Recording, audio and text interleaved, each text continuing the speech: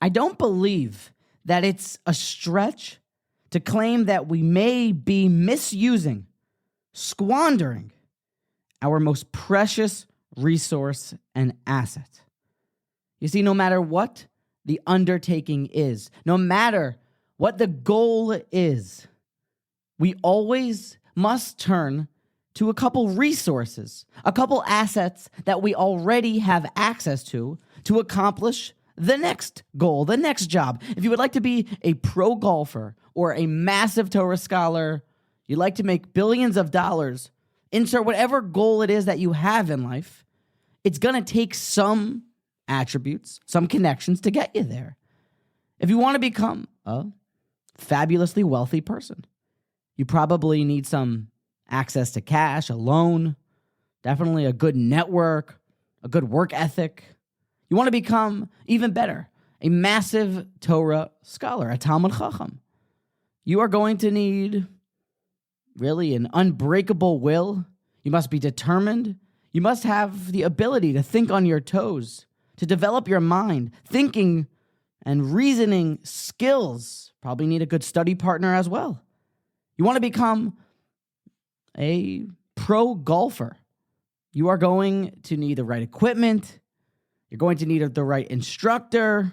You're probably going to need a lot of money to have access to the equipment and the courses. Now, there is, however, one asset, one attribute, one thing, one entity that is even more important than everything listed before.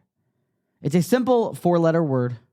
It is an unbeatable foe. It keeps the score of every individual's life. The word, the asset, the resource is time. Time is called in Hebrew zaman. Time has yet to lose a battle. Time is unbeatable. Time can cure. Time can make one forget. Time can create wealth. Time is the champion. And time is our greatest resource. Zaman. Our parsha now delineates, that is Parshas Emor does, the different zamanim in the Jewish calendar, the different times of the year. There are Moyadei Hashem Asher Tikru Oisam Mikra'ei Kodesh. They are Moyadei Hashem. They are the festivals of God that we should claim, that we should proclaim about them. They are festivals of God. Our parsha speaks of the holidays of Pesach, Sukkot, Yom Kippur, Rosh Hashanah, Shavuos, all of the holidays. And here is the point.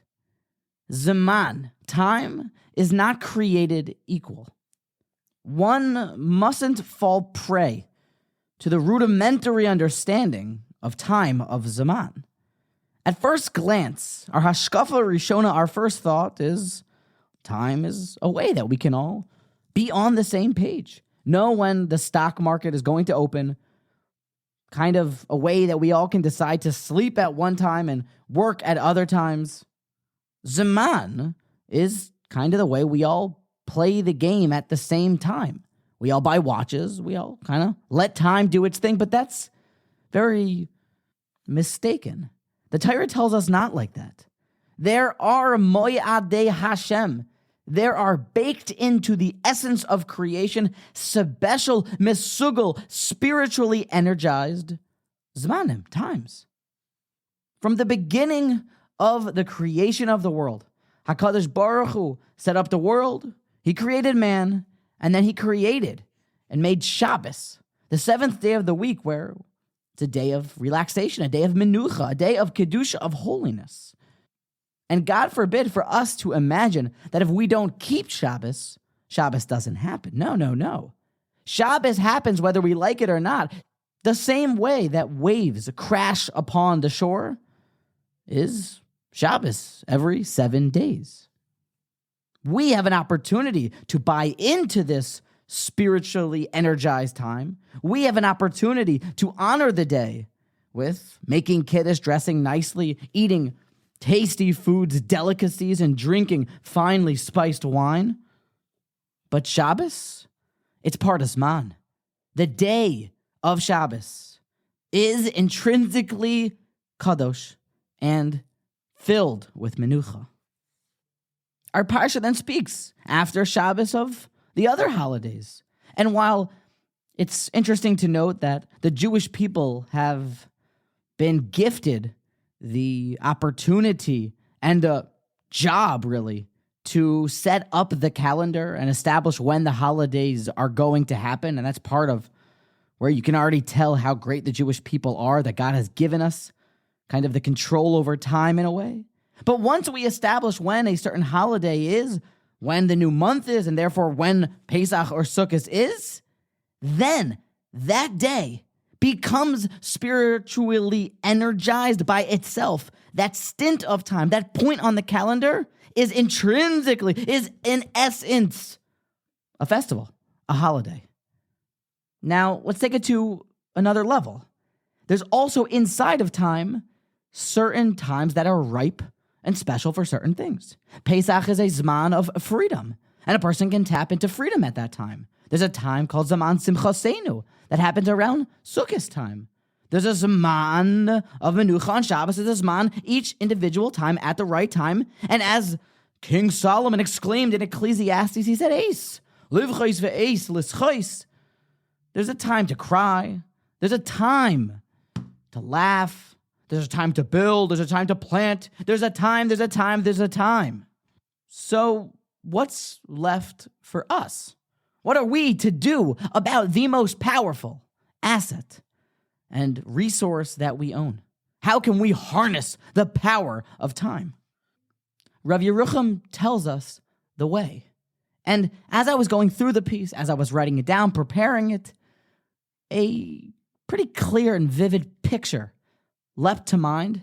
And I think the mashal, the parable, no, it's not a parable, it's a true story, will shed light on the topic.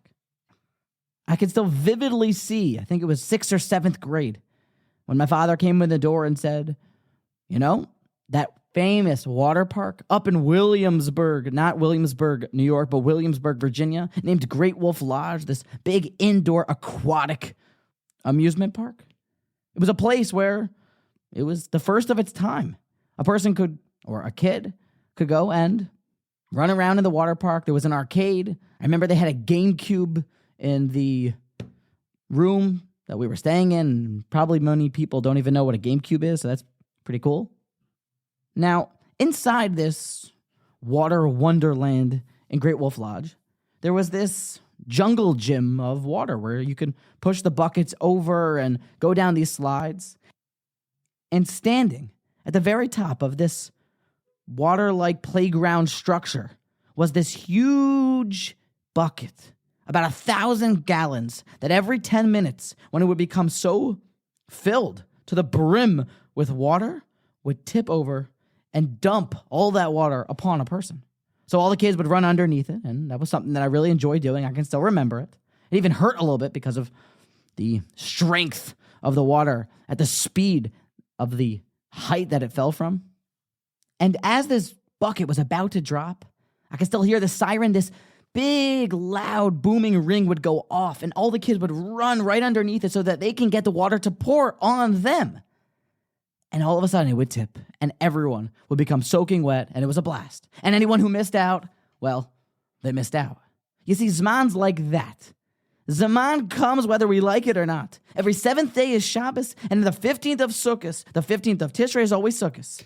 The 15th of Nisan is always Pesach. And if we hear the siren and we prepare ourselves to run underneath this bucket, well, then the water will dump on us. This spiritually energized Zaman that is ripe for the picking for anyone who chooses to take from it. Well, if they position themselves properly, they can harness the power of Zman.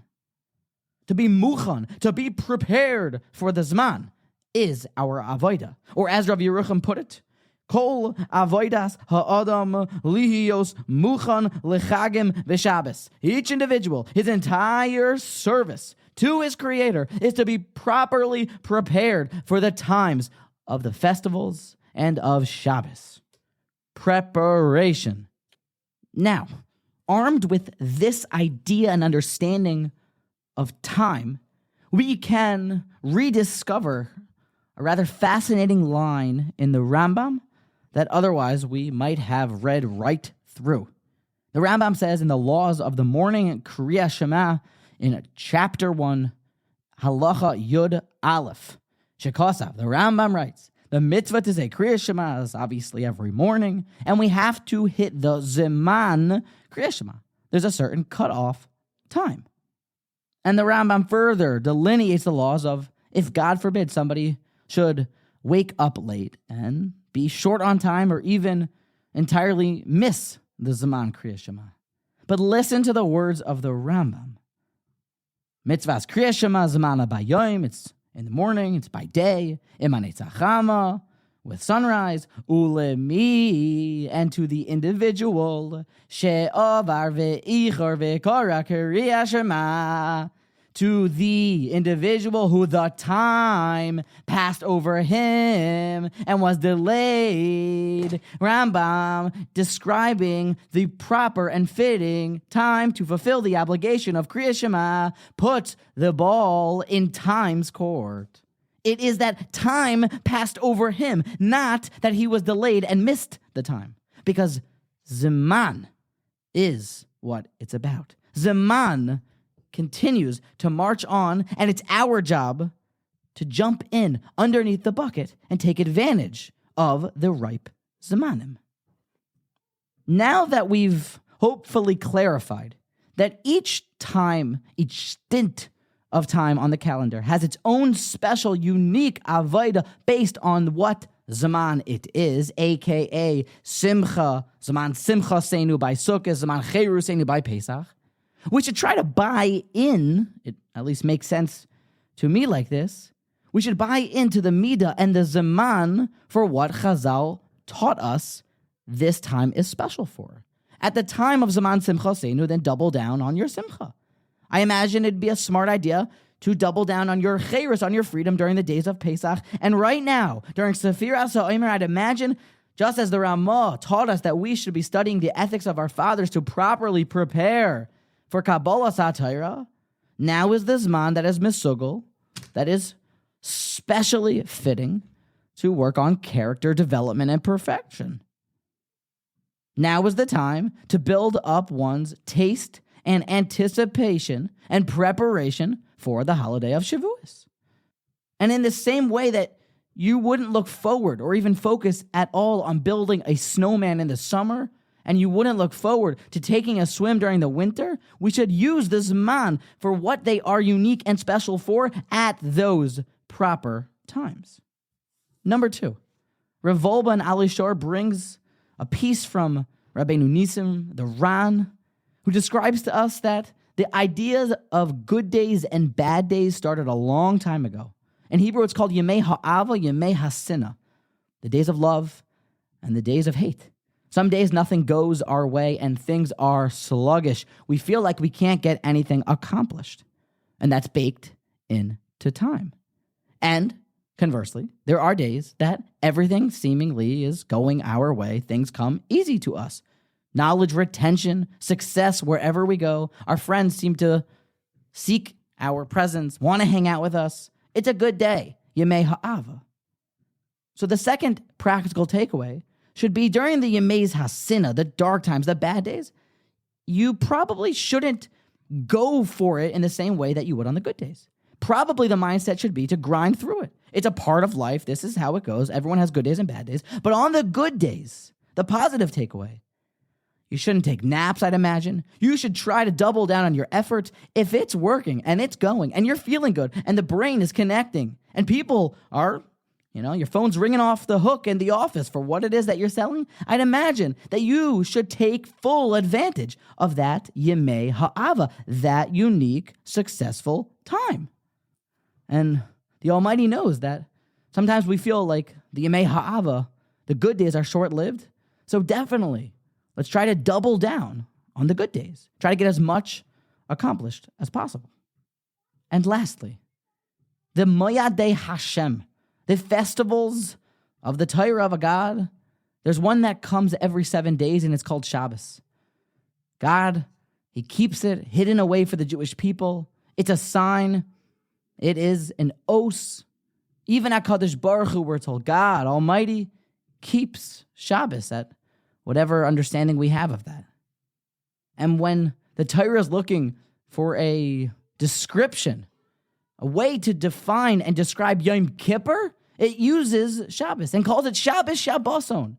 Shabbos is like a mini Yom Kippur. Shabbos is packed with Kedusha and mitzvos. And if we aren't enjoying it, if it's not dumping its spiritually charged water on us, then maybe we haven't adequately prepared for it. Maybe we must strive to be, perhaps, a half hour early for Shabbos, 10 minutes early for Shabbos, even on time for Shabbos. For when that alarm, that buzzer that would go off before it dropped the water, we must, every kid had to run underneath that big bucket to get the water poured on them. For Shabbos Kodesh, to maximize that holy Zman, that small stint of time that comes around once a week, we must be underneath the bucket. We must be in the splash zone of Kedusha. We must be prepared. We must be muchan for Shabbos. So, in conclusion, there is perhaps the most powerful force in the universe. This force, namely a 4-letter English word named time and a 3-letter Hebrew word named Zman, can make one really beaten down to a pulp. Zman can raise people up to the highest heights. Time can make a man wealthy. Time can make one forget pain. Time, Zman, can cure and can heal. Zman has yet to lose a battle. Time ceaselessly marches forth, uncontrolled by man. Time, one of the most powerful forces in the Milky Way, and it can be harnessed by you. It can be put on your team. Don't be like those people that say, I just wish that I had more time.